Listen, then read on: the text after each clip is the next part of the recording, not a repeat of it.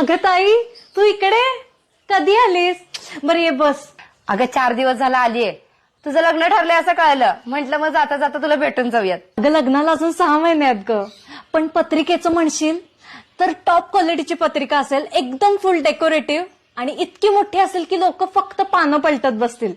डेकोरेटरचं म्हणशील तर टॉप क्वालिटीचा डेकोरेटर मी हायर केलाय. आणि पुढे जेवणाचा विषय येतो. मल्टिपल क्युझिन्स असतील माझ्या लग्नात. जे पाहिजे ते जेवण मिळेल लोकांना.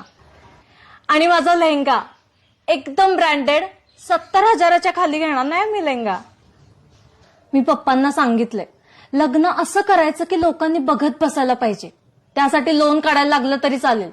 लग्न एकदाच होतं ग, हाऊस काय पुन्हा पुन्हा होते होय. तुझे वडील क्लार्क आहेत ना? नाही, तुझा काय दोष नाही यात. तुझ्यासारख्या कितीतरी मुलींचं हल्ली हेच आहे की लग्न ब्रँडेड झालं पाहिजे. तुम्ही आत्ताची पिढी ना असण्यापेक्षा दिखाव्याला लय महत्व देता. म्हणजे ताई असं का बोलतेयस? म्हणजे मान्य तुला लग्न एकदाच होतंय, हौस आहे, पण तुझ्या त्या हौसेसाठी आई वडिलांना कर्ज काढायला लागेल. लोक काय ग, एक दिवस येतील, खातील पितील, ते तमाशा बघतील आणि घरला निघून जातील आणि वरनं त्या जेवणाला बिवणाला कशाला तर खोट काढतीलच. लग्न ब्रँडेड करून दाखवण्यापेक्षा संसार ब्रँडेड करून दाखव. कारण लग्न ब्रँडेड करून कितीतरी डिवोर्स झालेतच की ग.